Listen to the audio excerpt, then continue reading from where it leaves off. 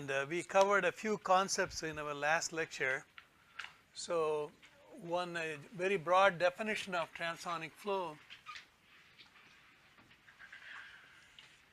is a flow in which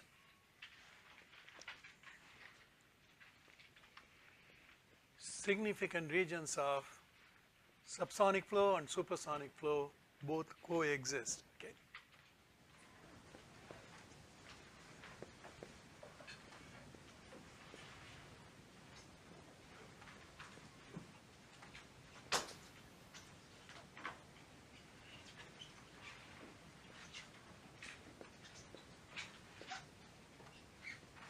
Both coexist, simultaneously exist, so that's called a transonic flow. One example is on an aerofoil or on a wing, when the free stream is coming, Mach number is less than 1, so most of the flow is subsonic, okay, very low speed compared to the speed of sound. But on the airfoil or on the wing or on the fuselage, you may get a region of supersonic flow terminated by a shock wave. Okay. So this is a Mach 1 line. Therefore, all along this line, this is called a sonic line that separates subsonic flow from supersonic flow. Okay. So outside here you have a subsonic flow. Inside here you have supersonic flow. They are a significant chunk of it. Okay.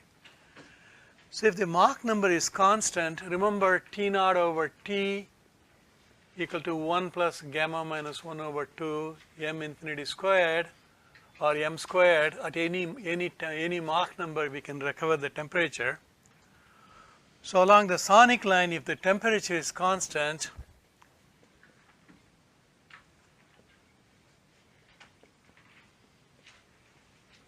Mach number is 1, therefore temperature is a constant. Then in isentropic flow, pressure, density, temperatures are all related. In isentropic flow,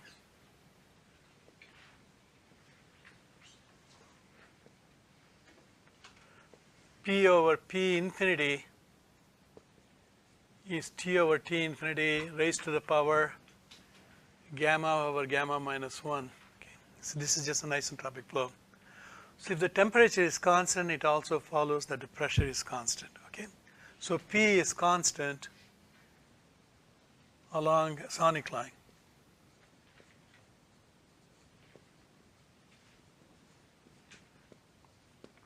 So that brings to your question that you had last lecture. So if the airfoil is curving around, if this is a sonic line, in our undergraduate aerodynamics, we have studied that over a supersonic flow, if the surface is turning away from the flow, you'll get expansion waves. Okay, expansion waves are waves across which pressure is decreasing. Anna, yes, please. Yeah. Past the shock, is it not less than 1? Yeah, downstream of it, back to less than 1. You're right. Okay. Yeah. So there's a big chunk of subsonic flow and a significant chunk of supersonic flow. They simultaneously exist. Okay. So that shock, is the shock the second line, I guess? Yeah, this is the shock wave. That's the shock, okay. Shock wave. Because for a shock to exist, you need to have a high enough supersonic flow. So as you cross this surface, expansion waves are generated, so the flow kind of picks up velocity, pressure drops, temperature drops, velocity rises, Mach number rises. Okay. What happens to these waves? What happens is when they hit the surface, these are expansion waves. Expansion waves, by definition, they try to drop the pressure across it when you cross the expansion wave. Shock wave raises the pressure, expansion wave drops the pressure. But when it hits it here, pressure has to be constant. So pressure cannot decrease between here and here. So what it does is it produces a reflection from the sonic line. Okay? All these reflection lines coalesce to form a shock wave. So that's what happens. Okay, in a supersonic flow, reflected waves are all compression waves because pressure decreases, then pressure rises. So this is a reflected, dotted lines are reflected waves, compression waves. They coalesce together, they form the shock wave. So that's how we can interpret the shock wave from a potential flow, isentropic flow kind of a perspective. Okay, all right. So same way on the lower surface, you may have the same thing. You may have a sonic line, expansion waves bouncing back, expansion waves bouncing back. They're all coalescing it. I have done it poorly. They combine into a shock wave-like structure, as I have shown in here. Okay, so that's what's going on. Right? Then we talked about a concept called critical Mach number. Critical Mach number is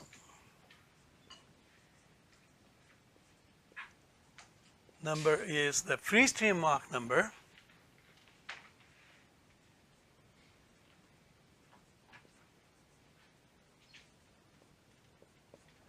which we normally call it as m infinity, at which somewhere on the body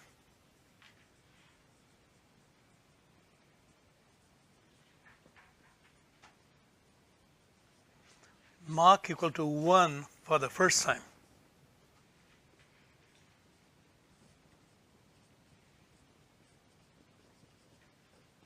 Okay, so that's what happens there, somewhere on the body.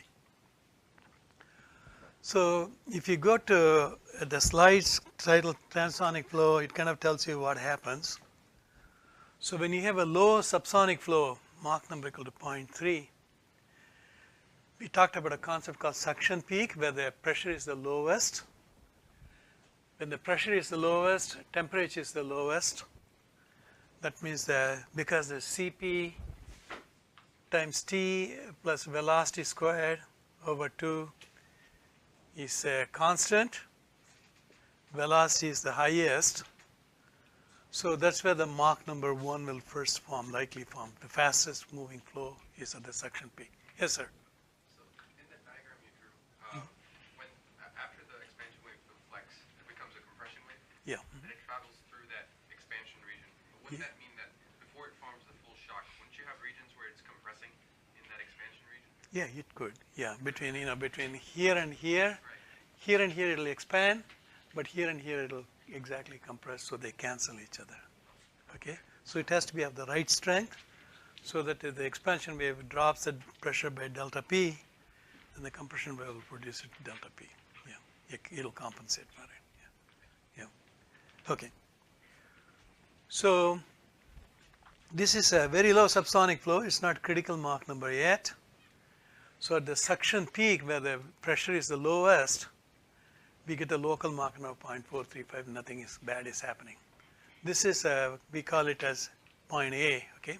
So we're going to show several points. Are you all paying attention? Okay. Now, if you slightly increase the Mach number, the local Mach number, when we say this Mach number is just outside the boundary layer, has gone up, but it's not quite a 1 yet. So it's not critical Mach number yet. But if you increase the Mach number even higher, then for the first time we get Mach 1. So for this aerofoil at this alpha, this is the critical Mach number. So it's a function of aerofoil geometry and also how much is disturbing the flow, which means the function of the angle of attack. Okay. Right. Above that, you get a pocket of supersonic flow, as we had talked about here, as we had explained it, how it forms. Then you get a supersonic region. Okay. So keep this in mind, A, B, C, D, because we're going to now look at what happens to the flow field over these at four points. Okay. Yes, sir. So shock form exactly when that point equals Mach 1?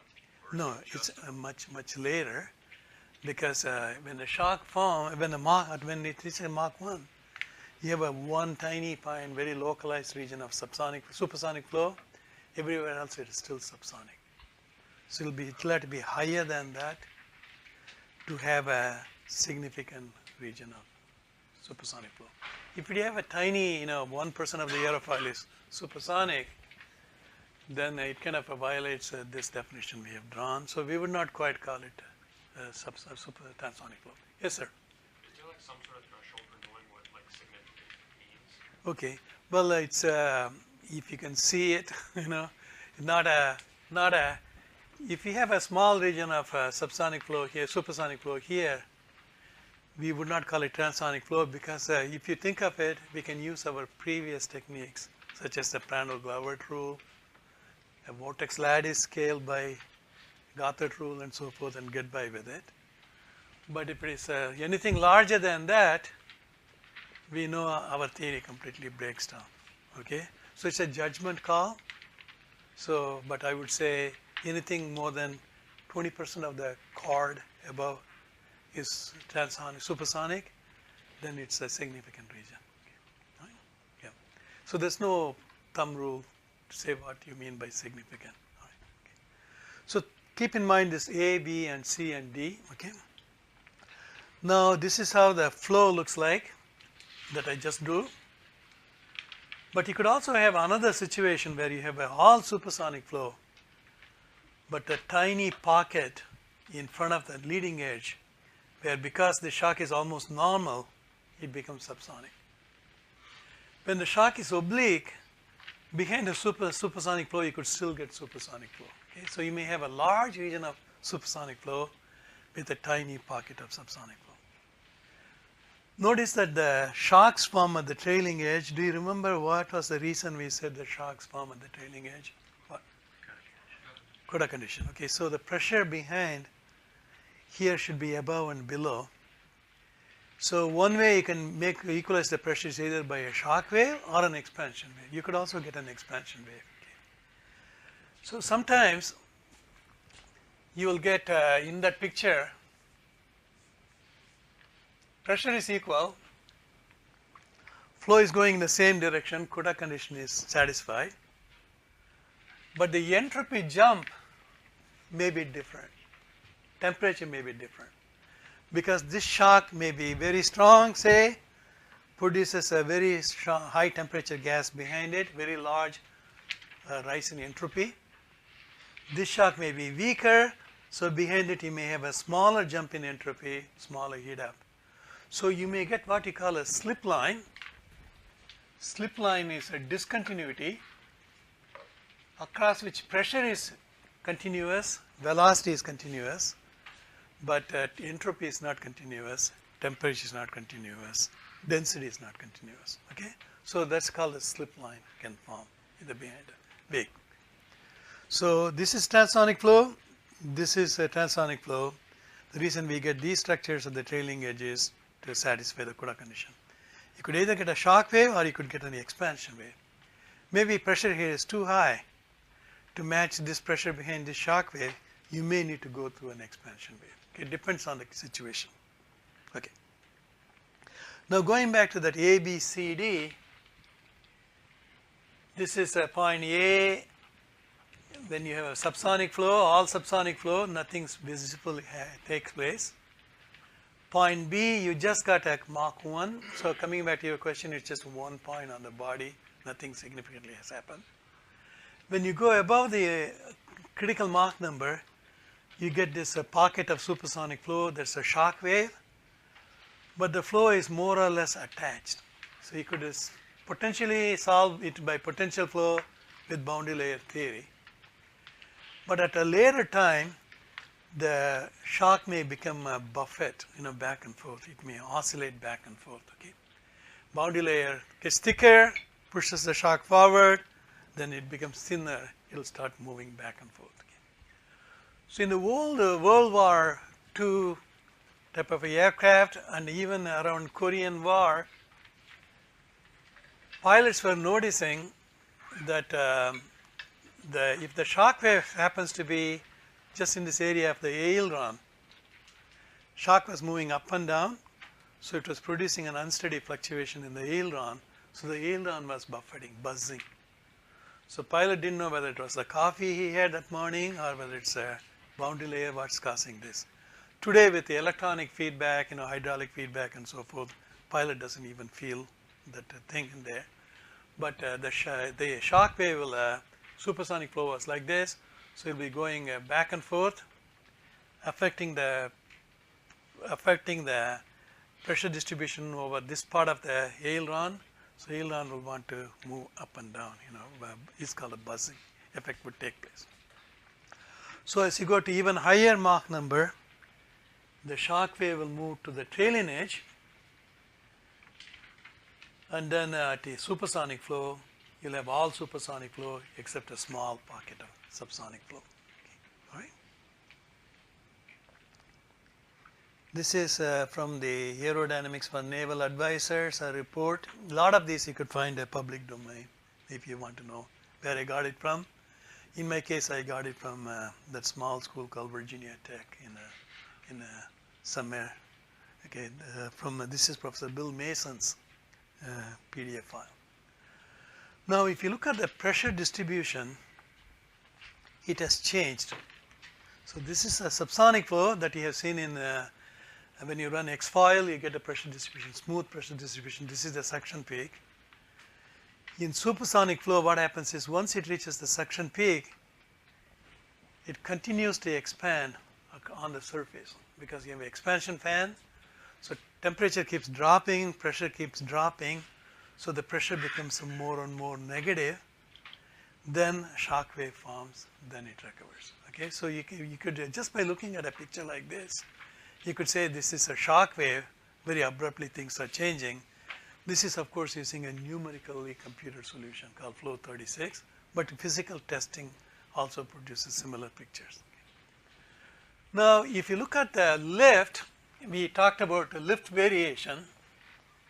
The following thing happens.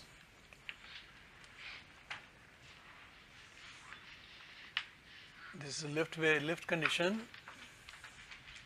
This is Mach number. We are going to stay, this is Mach 1. So initially the lift rises according to the Prandtl-Glavert rule, because it says CL into CL incompressible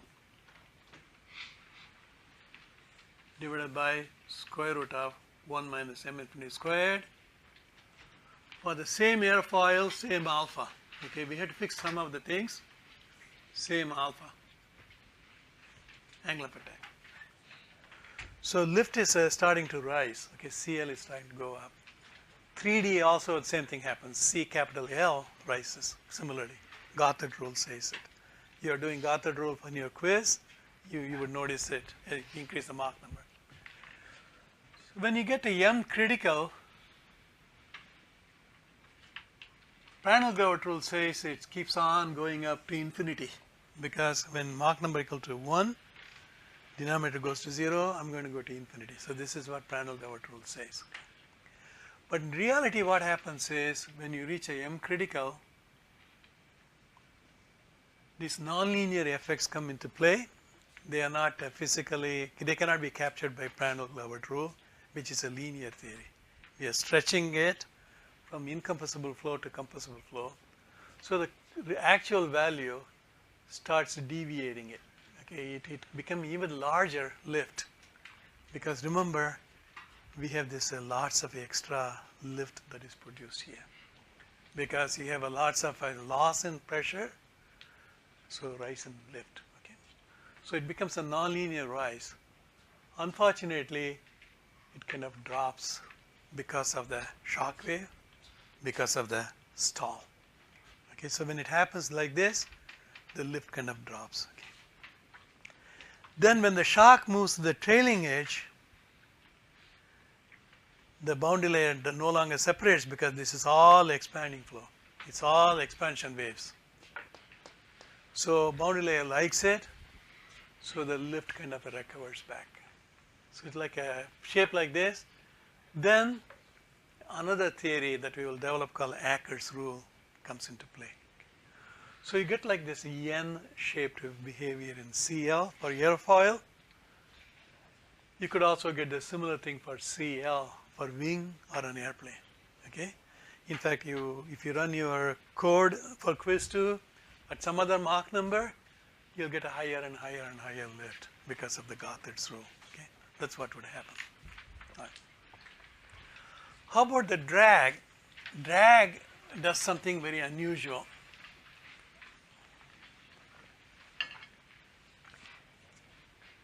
If you plot the CD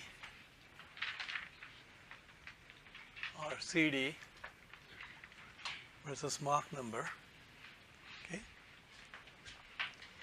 Initially, are you all following this okay? Back there? Okay? Back row? Okay. All right. Blue shirt? Okay. All right. Thank you. So initially the drag is not changing a lot because it's subsonic flow. Boundary layer is there. Boundary layer doesn't do a lot of stuff to the drag subsonically. So it almost more or less stays the same. Remember, for a fixed airfoil or a wing, fixed alpha, so lift is kind of fixed. Induced drag is not changing a lot. Okay, so everything is okay. All right. So, but when you reach even when you reach a M critical, nothing has happened. But after that, we start to see a rise in the drag. Okay. Why does it occur? We call it wave drag. But what's the physical reason why does the wave drag occur? You know, what's causing it? So, shock waves, but why does shock cause the drag to rise, right? Yeah. So, one physical explanation is as follows. Let's say that you have an airfoil. We will make it symmetric airfoil at zero angle of attack, so nothing gets disturbed. Okay. So up here, uniform flow is coming from left to right.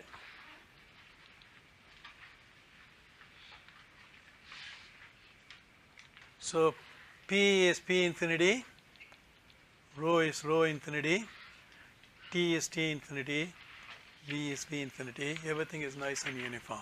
Okay, all right. Now we have a transonic flow and shock, transonic flow and shock. Now let's look at two streamlines. One goes outside the shock supersonic region, other one goes right through the shock wave. Okay, let's see what happens. Okay, so streamline number one goes feels a little bit of bump, goes this way, and it ends up back here. It has been a reversible flow. That means pressure is nothing is lost. You can restore the particle and the environment back to where they started. So right here, it becomes P equal to P infinity, rho equal to rho infinity, T equal to T infinity, V equal to V infinity.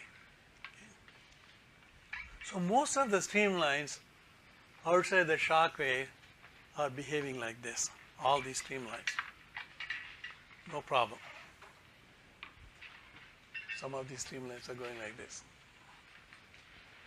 But there are a few streamlines which are unfortunate enough to cross the shock wave. Okay? So it's like a section A is a good professor, section B is Dr. Sankar's class kind of thing. You know, these streamlines cross the shock wave. Across a shock wave, it's irreversible. Okay, that means we cannot get back what we lost. Okay? What we have lost is we have increased the entropy. Okay? So by the time you go back here,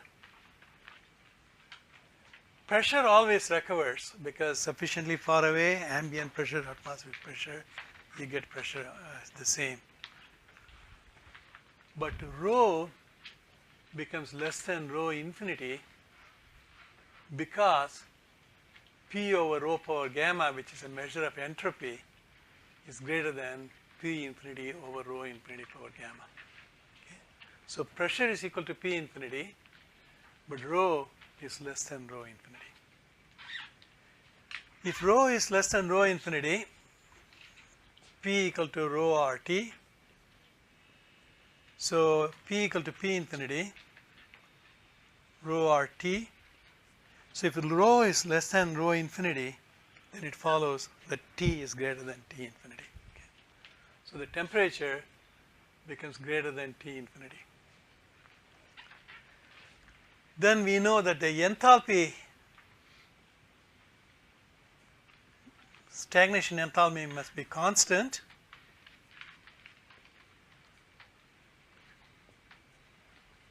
So if t is greater than t is greater than t infinity, it follows that v is less than v infinity.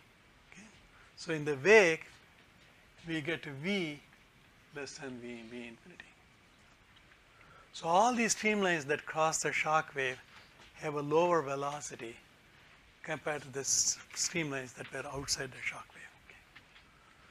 So if you now plot it, what you would find is you'll get a uniform velocity for a while, then you'll get a deficit in the velocity, then recover back to v infinity.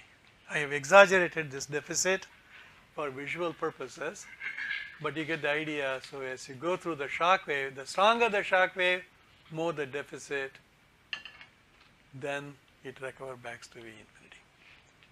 So our shock structure creates a momentum loss, just like a boundary layer will. If you put an aerofoil in a wind tunnel, do a wake survey, you'll get a slowdown of the fluid here because of the boundary layer effect, which we call skin friction drag or a profile drag. Now we have had a similar loss in momentum, which we call wave drag. Okay? So rate of change of momentum, the fluid gets slowed down. That means the fluid is given a force in this direction. The body gets a kick in the back direction, which is the wave drag. Okay? So the shock waves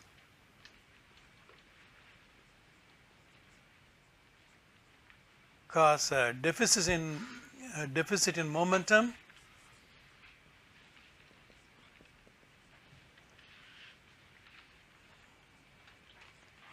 In the wake,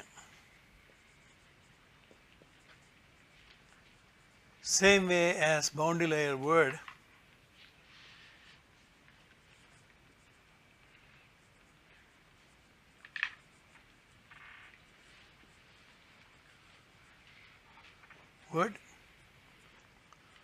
so this is a friction drag, skin friction drag, this is a wave drag. Okay? So that's why this curve starts rising up in here. Okay? Initially slowly because the shocks are very, very weak, but as the shocks get stronger, it rises up quite rapidly. Okay? So somewhere here, you reach a point, I'm going to put that point up here, where this slope, delta of CD versus delta of Mach number equal to 0.1. When the slope becomes 0.1, we call it a drag divergence Mach number. Okay. So MDD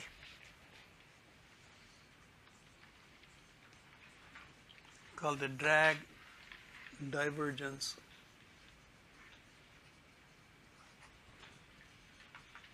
Mach number. Okay. So transonic flow, it will go suddenly start rising up there. Okay. Now, at some point, as the shock gets stronger and stronger, more and more entropy production, more and more velocity loss. Yes, sir. Okay. Mm-hmm. I'm a little confused on that point. Why is it 0.1? That's just a conventional definition because it's a continuously varying curve. So everybody said let's call wherever the slope becomes locally 0.1 to be the drag divergence Mach number. Yeah. Only. Great question. Okay. Okay. So as you go to higher and higher Mach number, shocks get stronger and stronger and stronger. So no wonder this is getting more and more wave drag. But at some point, the shocks, instead of becoming a straight up, they become oblique. Oblique shocks produce less entropy production because only the component of Mach number normal to the shock is important. So the minute you go to the oblique shock type of a situation, wave drag rise stops, in fact reverses itself. Also, boundary layer is no longer separated, so you don't have a pressure drag associated with the boundary layer separation. Okay? So as a result of it, this curve, when it goes there, it comes down. So somewhere here is Mach 1. So this curve kind of continues to drop down this way. Okay? So the drag goes up. When the shocks become oblique, then drag starts decreasing, continues to decrease. Okay? So this is what happens in transonic flow. Now for an aircraft operator or an aircraft designer, this is what he or she is interested in. So let's look at a commercial transport aircraft. Okay?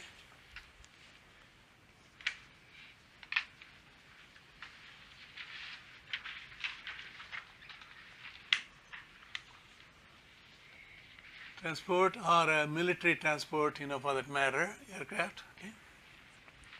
So their goal is to maximize the range, for a given amount of fuel. Okay? So they want to maximize the range. If they can fly long distances for a given tank of fuel, they are making more money. That makes sense, right? So this is their goal. Military transport also, because they would like to travel non-stop from point A to point B. So they want to maximize the range. So now the range, let's call it as range as R, could be meter per second, could be kilometer, okay, it could be meters, miles, kilometers, doesn't matter. So the small change in the range over a small period of time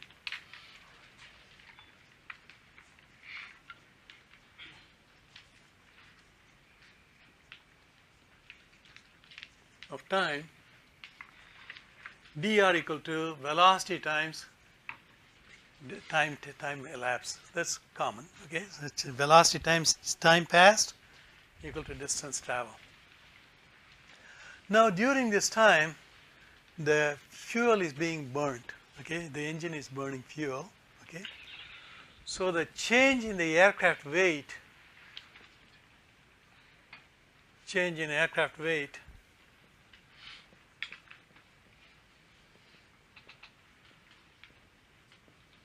is caused by thrust you need to generate, how much thrust your engines are producing, times a specific fuel consumption.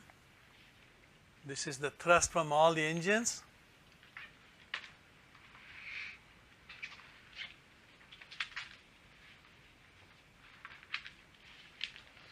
This is called a specific fuel consumption, which is a jet engine property.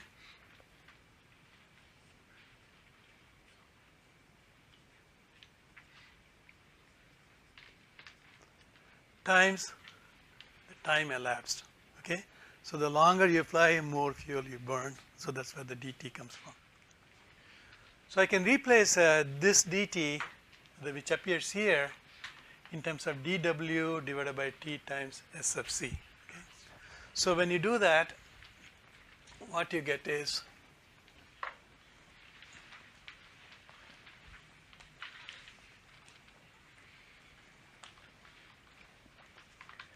change in the distance travel equal to v infinity times dw over thrust times specific fuel consumption. Okay. All right.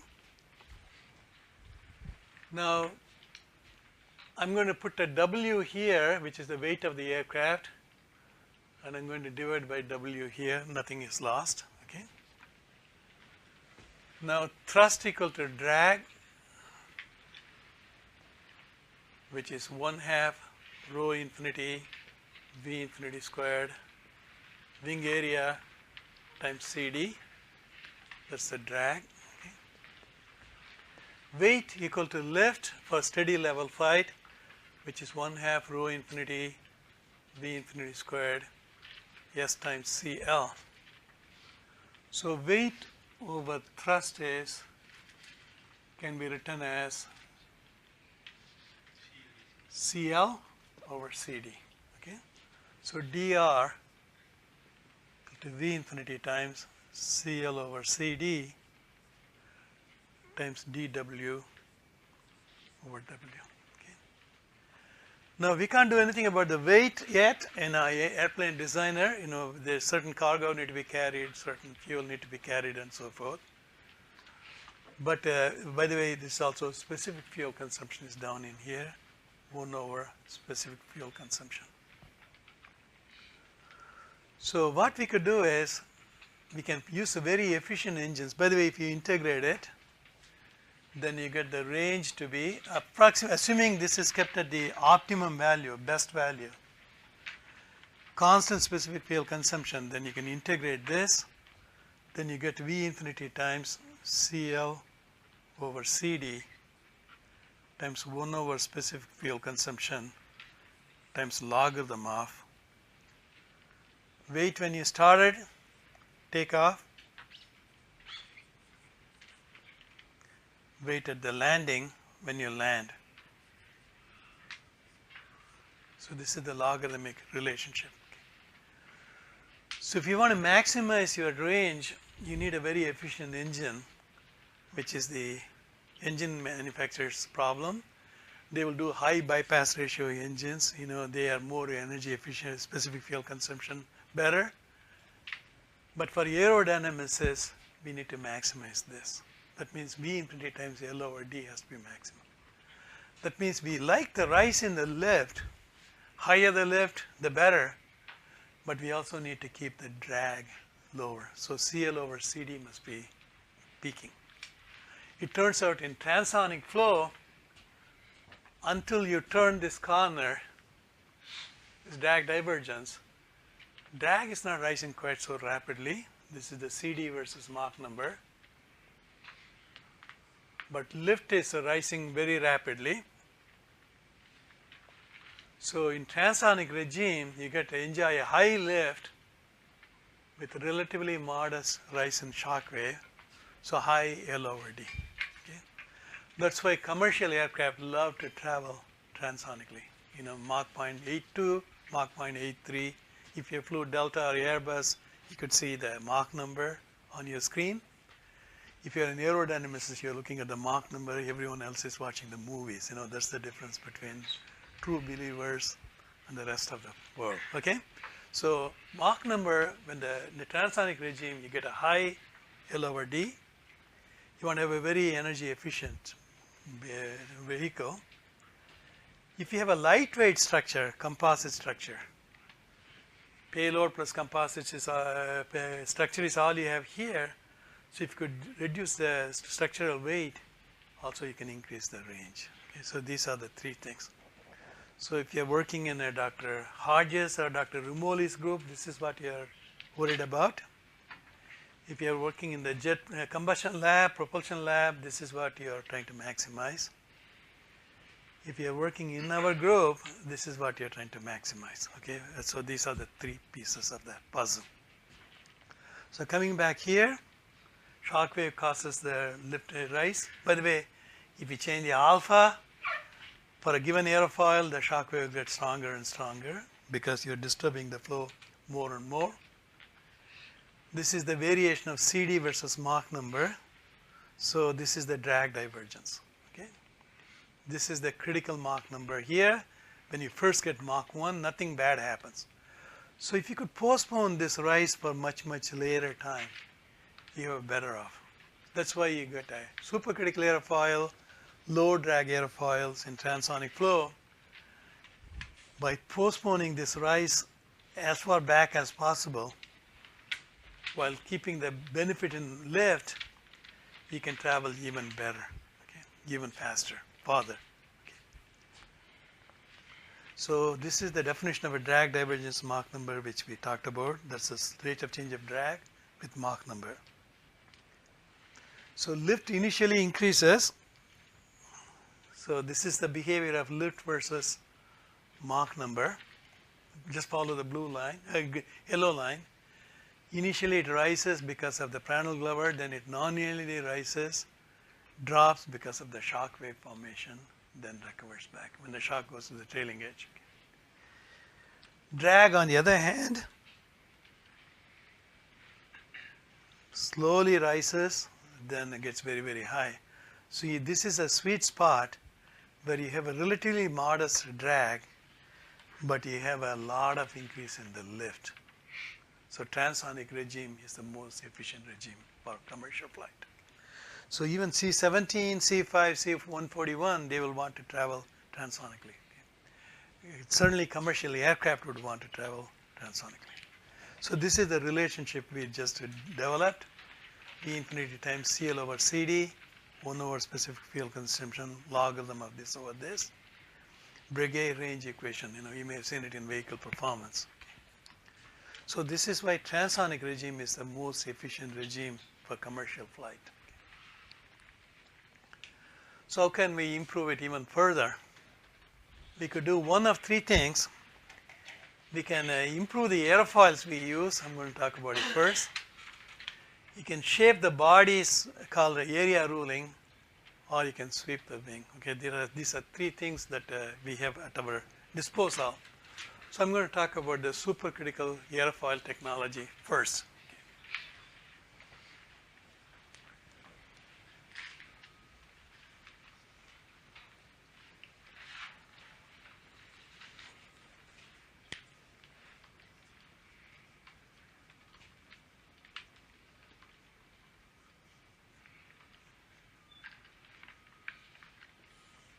Supercritical simply means Mach number greater than 1, local Mach number is greater than 1, so you have a transonic flow. Okay. Critical Mach number is when m equal to 1. Okay, that's where that wording comes from. The person who developed this technology is from Langley. His name is Robert Whitcomb at Langley. They say the entire Langley wind tunnel complex was at his disposal. He was a very famous guy, very intuitive. Some people say that when you give a piece of rock, I've forgotten who it is, Leonardo da Vinci or Michelangelo could see the statue inside the rock. Okay? The same way, if you give an airfoil to Whitcomb, he could visualize the flow around it. Okay? For me, if you give me a loaf of bread, I can tell you what kind of bread it is, whether it's a wheat bread or a rye bread, and what kind of cheese will go well with it. Okay, so each person has their own skills and talents. Okay, so Robert Whitcomb. So what he did is, let's say that we want to say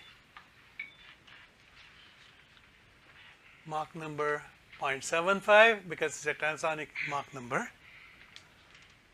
Let's say we want a lift coefficient of 0.5 or 0.6, which is because of the weight of the airplane. Okay, so I'm using an airfoil as an example, but you could think of an aircraft also, a certain Mach number, certain CL.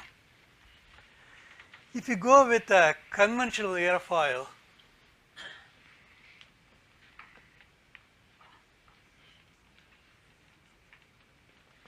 let's say NACA 0012, 12%, nice and thick, so that's good. Structural people want a thick airfoil because bending moment, torsional moment depends EA, GJ, moments of inertia, polar moment of inertia. The thicker the wing, the better. Landing gear people like it because they can tuck in the landing gear inside the wing. Fuel consumption people like it because they can put big tanks inside the wing to store the fuel. So thick wings have some nice things about it. So you may need to produce an alpha of 2 degrees or so to get this lift. So you basically slowly increase the angle of attack until you hit this lift. Unfortunately, what you get is you get a pressure distribution that produces very strong shock wave followed by a subsonic flow. Okay? You get this type of a behavior like some of the pictures I was showing you up here. Okay, you get a shock wave. As a result of it, the CD you get is roughly 0.02. So L over D is only 30. Okay, lift to drag ratio. So Whitcomb said, I want to improve it. I want to change the airfoil shape so that I can get a good behavior. So he said, this is my NACA double auto airfoil that we have seen it before. Or can you all see this back here? If I put some here from back there, can you see this okay? Or, so this is the geometry, symmetric, 12% thick. It produces this particular thing. So what Whitcomb said was, I'm going to change it. At that time, they didn't have any CFD. You know, this was 1950s, early 60s. So he only had a wind tunnel, but he couldn't pick any geometry. They won't cost, and they will say, go for it. Then build and test it, build and test it. This is how he did it. Anna, yeah, please. Can you draw it a little higher, please? Okay, all right.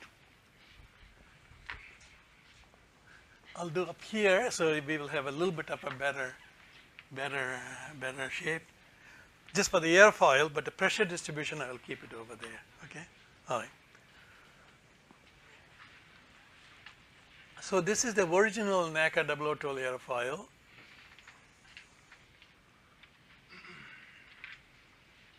Double O 12 airfoil. So that produces this particular distribution. So what Whitcomb did was he produced a blunter nose to disturb the flow more. Okay. The idea is to get to Mach 1 as quickly as possible because transonic flow has got some benefits. So he wanted to rise this thing much more quickly. So he get to Mach a little bit over than 1, say 1.1 or so. So CP critical, when the Mach number is 1, the P is called CP star. So we have slightly gone above the supersonic Mach number. But he does not want to continuously accelerate it because the faster you go, stronger the shock is going to be. Okay? So what he said was, once I reach that Mach 1.1 or so, I want to stay at that level as far as possible. So he wanted to go as far as possible at that level. So the airfoil starts going like this, in almost a flat surface. Earlier on we said when you have an expansion wave, you'll produce continuous acceleration. Now you're not turning the airfoil that much, so you're not getting that much increase in the Mach number. Mach number is almost close to 1.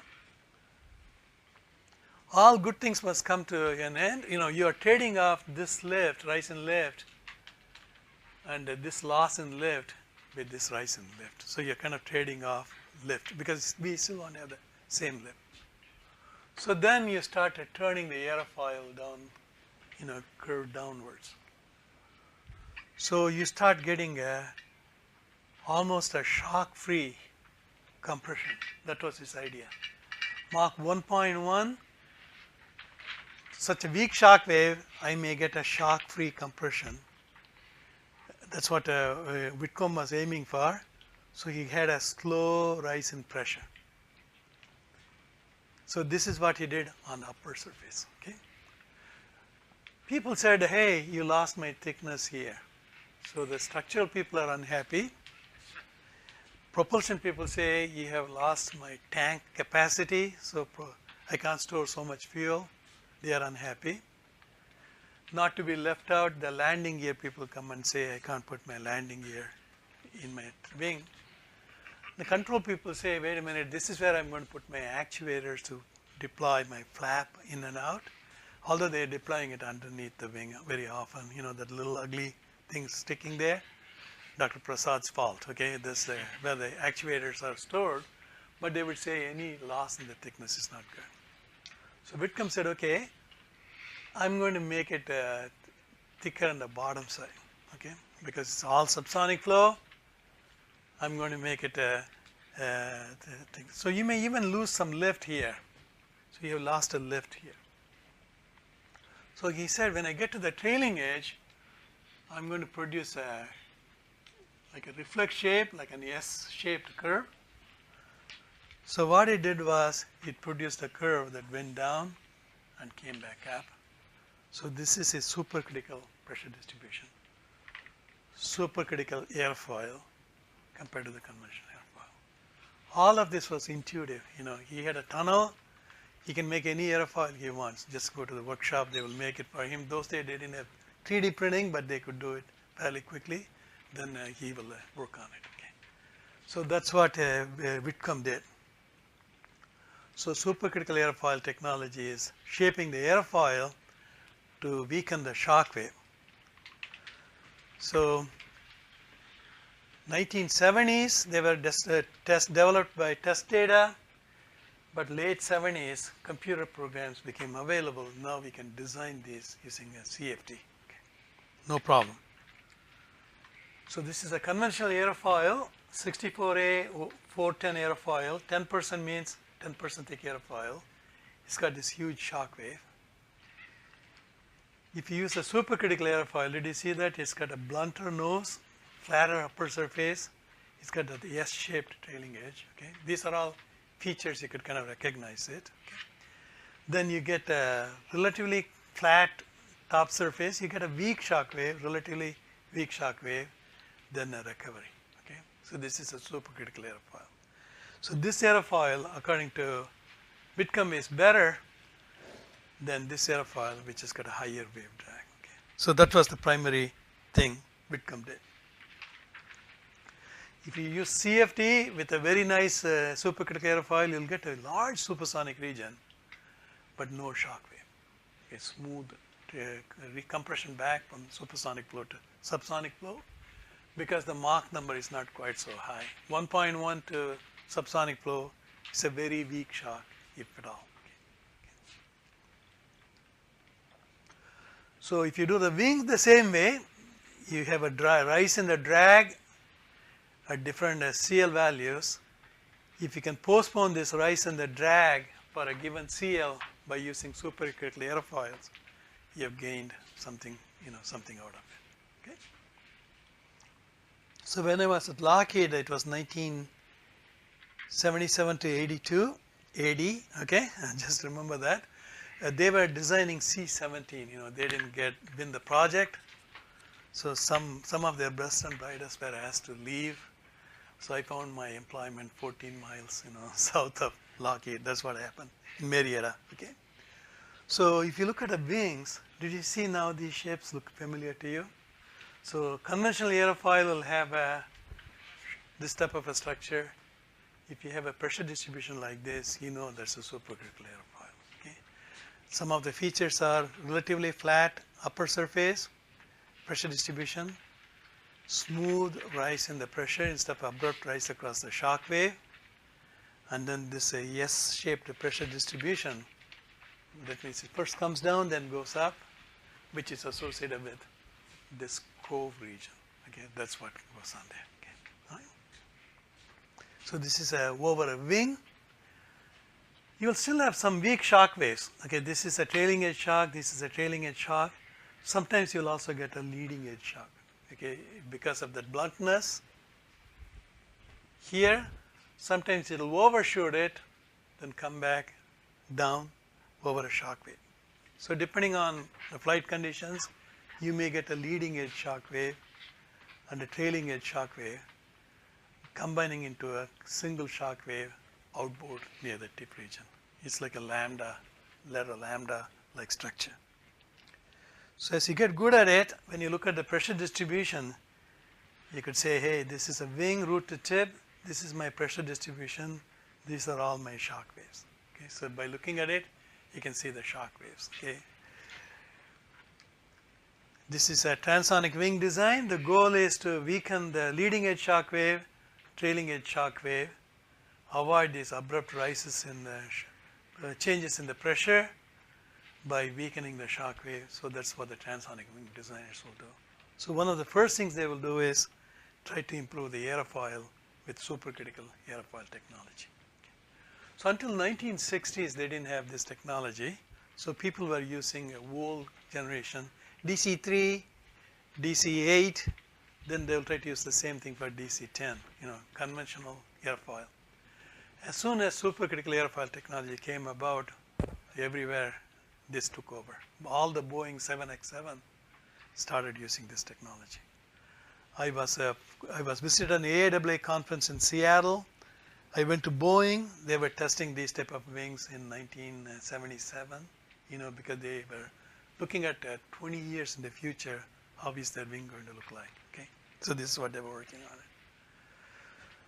France have tested wings. They have gotten a lot of pressure data that they share with the computational fluid dynamicists to validate their technology. So this is a conventional airfoil tested in one era. So now we are going to go to the second concept, which is the area ruling. Okay. Then we will stop and move over the third concept a little bit later, effect of sweep on Tuesday. So area ruling is as follows. When the people were starting to build an aircraft, they found that the drag of a fighter aircraft was very, very high in transonic regime. We already know one way we can fix it is using supercritical airfoil technology. But what happens if your airfoil is very thin? You can't necessarily benefit from some of these technologies, supercritical airfoil technologies. Then they came to Whitcomb, the same guy, okay, Robert Whitcomb. They said, can you do something about it? He said, okay, let me slice this thing cross-section. This is a typical cross-section. All this hashed area is the area of cross-section. It's got a fuselage, a little bit of wing, maybe you catch a little bit of your tail. Okay. So let me draw the plot of how does the cross-sectional area is varying from leading edge of the aircraft all the way to the trailing edge of the aircraft. Okay. So it's producing lots of bumps. This bump occurs when the engine inlet occurs. This rapid rise occurs because the wing is getting bigger and bigger.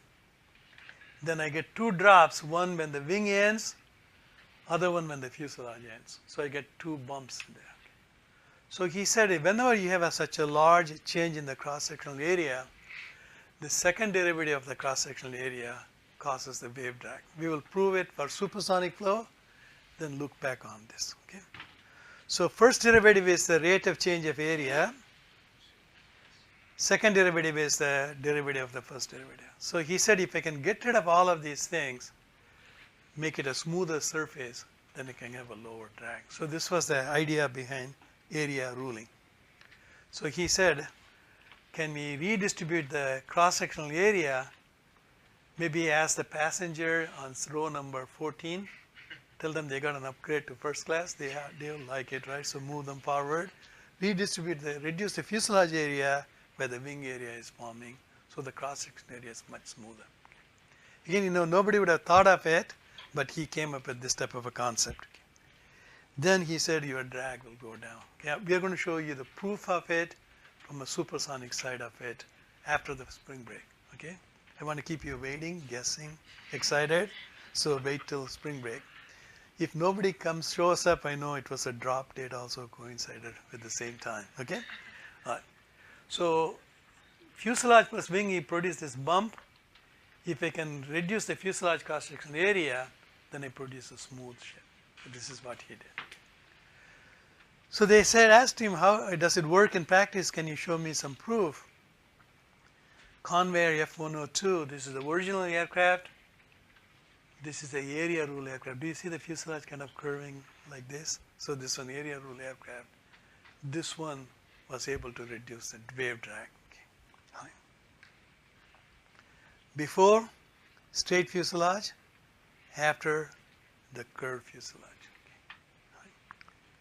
Before, the cross-section had all these bumps in it. Afterwards, the cross-section was highly smooth. Second derivatives are relatively small. Okay. So before and after. So once this takes place, everybody caught on it. Without area rule, the drag was rising very rapidly. With area rule, the drag was rising relatively slowly. Okay. The physical reason of area rule, mathematics, we will cover it from a supersonic side and go towards subsonic flow, transonic flow, backwards. Okay. Mathematics was there, but Whitcomb was not driven by mathematics. He was driven by intuition. Okay. That's what he was doing. So this is a picture. You could see the reduction in the cross-sectional area that produces that reduction in the drag rise. So airplanes also now use it, all kind of airplanes. Not only that aircraft, F-105, Rockwell bomber, even 747 have some kind of an area ruling in there. Okay. So this is the second technology that's available. Whitcomb did a lot of this work long before, but it was not even published. Okay, because of the, remember we had a Korean War, we had Vietnam War, they wanted to keep a lot of this technology too internally. So many of these things were published long afterwards. Okay. So at that time they would even, this is Robert Whitcomb, by the way. This is the airplane. Can you tell me which one is Whitcomb and which one is the airplane? Okay, that used to be a quiz question, in my class. Okay, so this is the Langley person. He got the Collier Trophy, which is like a Nobel Prize in aerodynamics. Okay, so this is the effect of area rule on drag rise. We have talked about it. So I'm going to stop here, and on Tuesday we will cover the effect of sweep and wrap up subsonic flow. Thursday, I got some questions about are we going to have class on Thursday. I'm thinking of pre-recording my lecture, and